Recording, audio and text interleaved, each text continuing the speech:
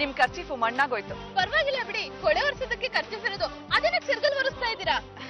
ನೀವ್ ಎಷ್ಟ್ ಚೆನ್ನಾಗಿರೋ ಖರ್ಚೀಫ್ ಇಟ್ಕೊಂಡಿದ್ದೀರಾ, ಅದು ಬೆಳ್ಳಗಿರೋದ್ ನೋಡಿದ್ರೆ ಅದ್ರಲ್ಲಿ ಮೂಗ್ ಒರ್ಸಕ್ಕೂ ಮನ್ಸಾಗಲ್ಲ. ಇನ್ನೊಬ್ರ ಬಗ್ಗೆ ನೀವ್ ಇಷ್ಟೊಂದು ಕಾಳಜಿ ವಹಿಸೋದು ನೋಡ್ತಿದ್ರೆ ನನ್ಗೆ ಎಷ್ಟು ಸಂತೋಷ ಆಗ್ತಿದೆ ಗೊತ್ತಾ. ನಾವು ಬೇರೆಯವ್ರ ಬಗ್ಗೆ ಕಾಳಜಿ ವಹಿಸಿದ್ರೆ ತಾನೆ ಆ ಭಗವಂತ ನಮ್ ಬಗ್ಗೆ ಕಾಳಜಿ ವಹಿಸೋದು. ನೋಡಿ, ನೀವು ಹಿರಿಯರು ನಮ್ಮ ಮನೆಗ್ ಬಂದು ನಮ್ಮ ಆತಿಥ್ಯ ಸ್ವೀಕರಿಸಿ ನಮ್ಗೆ ಆಶೀರ್ವಾದ ಮಾಡ್ಬೇಕು. ಪಾರು ತುಂಬಾ ಚೆನ್ನಾಗಿ ಅಡಿಗೆ ಮಾಡ್ತಾಳೆ. ನೀವು ನಮ್ಮ ಮನೆಗ್ ಬಂದ್ರೆ ನಮ್ ಗಂಡಂದಿರ್ನ ಪರಿಚಯ ಮಾಡ್ಕೊಡ್ತೀವಿ. ಅವ್ರಿಗೂ ನಿಮ್ ಆಶೀರ್ವಾದ ಬೇಕಾಗಿದೆ. ಮಹಾಪ್ರಸಾದ, ನಾಳೆನೆ ಬರ್ತೀವಿ. ದೇವ್ರು ನಿಮ್ಗೆ ಒಳ್ಳೇದ್ ಮಾಡಿ. ಬರ್ತೀವಿ.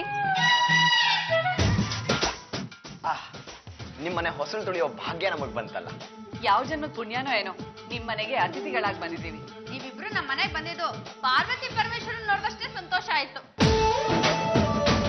ಈಗ ನಾವು ನಿಮಗ್ ನಮಸ್ಕಾರ ಮಾಡ್ತೀವಿ, ಆಶೀರ್ವಾದ ಮಾಡಿ. ನಿಮ್ ಇಷ್ಟಾರ್ಥ ನೆರವೇರ್ಲಿ. ಈ ಮನೆಯಲ್ಲಿ ಸದಾ ಸುಖ ಸಮೃದ್ಧಿ ನೆಲೆಸಿರ್ಲಿ. ಎಷ್ಟೊಳ್ಳೆವ್ರ.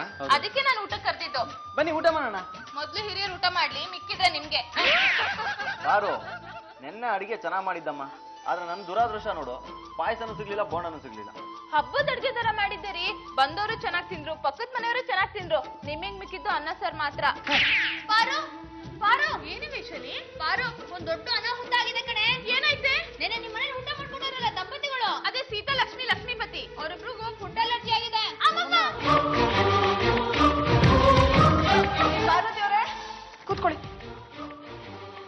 ರೀ ಪಾರ್ವತಿ ಅವರೇ, ಏನಾಯ್ತು? ನಿಮ್ಗೆ ನನ್ ಗಂಡನ ಮೇಲೆ ಯಾಕ್ರಿ ಕೋಪ? ಒಂದ್ ದೊಡ್ಡ ವಿಷ ಕೊಟ್ಟು ಸಾಯ್ಬಿಡ್ರಿ ನಮ್ಮನ್ನ. ನನ್ಗೆ ಏನ್ ಮಾಡ್ಬೇಕು ಅಂತಾನೆ ಗೊತ್ತಾಗ್ತಿಲ್ಲ. ಇವ್ರಿಗೆ ನಮ್ ಡಾಕ್ಟರ್ ಹತ್ರ ಟ್ರೀಟ್ಮೆಂಟ್ ಕೊಡ್ಸಿದ್ರೆ ಸರಿ ಹೋಗೋದು. ಯಾರು ನಿಮ್ ಡಾಕ್ಟ್ರು? ಗುಡಿಬಂಡೆ ಮಲ್ಲಣ್ಣ ಅಂತ. ಆಯುರ್ವೇದಿಕ್ ಮೆಡಿಸಿನ್ ಕೊಡ್ತಾರೆ, ಇಂಗ್ಲಿಷ್ ಮೆಡಿಸಿನ್ ಕೊಡ್ತಾರೆ. ಅಯ್ಯೋ, ನಮ್ ಡಾಕ್ಟ್ರಿಗೂ ಎಲ್ಲಾ ಔಷಧಿನೂ ಗೊತ್ತು. ನಿಮ್ ಡಾಕ್ಟರ್ ಔಷಧಿ ಕೊಟ್ಟಿದ್ರಿಂದಾನೆ ಹೀಗಾಗಿರೋದು ಅಂತ ಹೇಳ್ತಾ ಇದೀನಲ್ಲ. ನಮ್ ಡಾಕ್ಟರ್ಗೆ ಇಲ್ಲಿಗೆ ಬರಕ್ ಹೇಳಿದೀನಿ, ಅವರು ಬರ್ತಾ ಇದಾರೆ. ಬಂದೆ ನಾನು ಡಾಕ್ಟರ್ ಗುಡಿಬಂಡೆ ಮಲ್ಲಣ್ಣ. ಯಾರಿಗೇನು ಹೆಚ್ಚು ಕಮ್ಮಿ ಆಗಿದೆ? ಕೈ ಹೋಗಿದ್ಯಾ? ಕಾಲ್ಗೇನಾದ್ರೂ ತೊಂದರೆ ಆಗಿದ್ಯಾ? ನನ್ ಬಲಗಾಲದ ಸಮಸ್ಯೆ. ನಮಸ್ಕಾರ ಡಾಕ್ಟರ್. ಓ, ಸೀತಾಲಕ್ಷ್ಮಿ ಇವ್ರಲ್ವಾ? ಹೌದು ಡಾಕ್ಟರ್. ನೋಡಿ, ಇವ್ರಿಗೆ ಅರ್ಜೆಂಟ್ ಟ್ರೀಟ್ಮೆಂಟ್ ಕೊಡ್ಬೇಕು. 20,000 ರೂಪಾಯಿ ಖರ್ಚಾಗುತ್ತೆ. ನಿಮ್ ಹೂ ಅಂದ್ರೆ ನರ್ಸಿಂಗ್ ಹೋಮ್ ಕರ್ಕೊಂಡು ಹೋಗ್ತೀನಿ, ಇಲ್ಲಾಂದ್ರೆ ಪೊಲೀಸ್ ಕಂಪ್ಲೇಂಟ್ ಕೊಡಿ.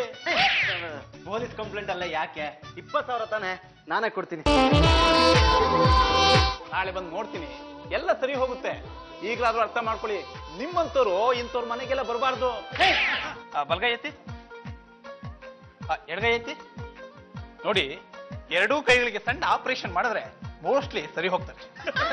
ಅಂದ್ರೆ ನಾವ್ ಮತ್ತೆ ದುಡ್ಡು ಕೊಡ್ಬೇಕಾ? ಆಗ್ಲೇ ನಾವ್ 70,000 ಕೊಟ್ಟಿದೀವಿ. ಕಡೆದಾಗ 50,000 ರೂಪಾಯಿ ಕೊಟ್ಬಿಡಿ, ಎರಡು ಕೈಗಳಿಗೆ ಲಕ್ಷಣವಾಗಿ ಟ್ರೀಟ್ಮೆಂಟ್ ಕೊಟ್ಬಿಡ್ತೀನಿ.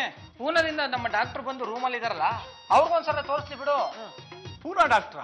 ಹೌದ್ರಿ, ಡಾಕ್ಟರ್ ಕಾಂಪೌಂಡರ್ ಇಬ್ರು ಬಂದು ರೂಮಲ್ಲಿ ರೆಸ್ಟ್ ತಗೋತಾ ಇದಾರೆ. ಅವ್ರ ಅಭಿಪ್ರಾಯನ ತಗೊಂಬಿಡಿ. ಏನಾದ್ರೂ ಸರಿ ಹೋಗ್ಲಿಲ್ಲ ಅಂದ್ರೆ ನಾವ್ ನಿಮ್ಗೆ 50,000 ರೂಪಾಯಿ ಕೊಡ್ತೀವಿ. ಪೇಷಂಟ್ ನ ರೂಮ್ ಕರ್ಕೊಂಡು ಹೋಗಮ್ಮ.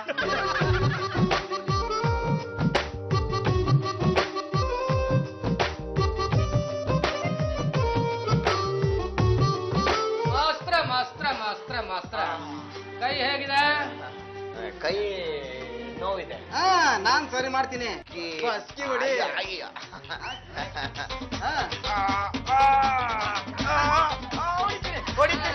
ಹೊಡಿತೀನಿ. ಹೇಗಿದೆ ನಮ್ ಟ್ರೀಟ್ಮೆಂಟ್? ಚೆನ್ನಾಗಿದೆ. ಫೀಸ್ ಕೊಡಿ. ಎಷ್ಟು ಕೊಡ್ಬೇಕು ಇನ್ಸ್ಪೆಕ್ಟ್ರೆ? 70,000. 70,000ನಾ?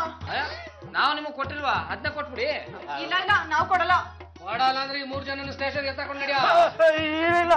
ತಗೊಳ್ಳಿ. ಇನ್ಸ್ಪೆಕ್ಟ್ರೆ, ಇವ್ರು ನಿಮ್ಗೆ ಗೊತ್ತಾ? ಗೊತ್ತು ರೇ, ಅಮಾಯಕರನ್ನ ಬಲೆಗೆ ಹಾಕೊಂಡು ದುಡ್ಡು ವಸೂಲಿ ಮಾಡೋದೇ ಇವ್ರ ಕೆಲ್ಸ. ಇವ್ನು ಗುಡಿ ಬಂಡೆ ಮಲ್ಲಣ್ಣ ಅಲ್ಲ, ರಾಯಚೂರು ರಾಮಣ್ಣ. ಉದ್ದೇಶ ಏನಿತ್ತು? ಇವರು ಇವತ್ತು 50,000 ಕೊಟ್ಟಿದ್ರೆ ನಾವ್ ಇಲ್ಲಿಂದ ಊರ್ಗೆ ಹೊಟ್ಟೋಗ್ತಿದ್ವು. ಅಷ್ಟಲ್ಲಿ ಸಿಗಾಕೊಂಡ್ಬಿಟ್ವಿ. ಬನ್ನಿ, ಫ್ರೀ ಊಟ ಕೊಡಿಸ್ತೀನಿ. ಜೈಲಲ್ಲೇ.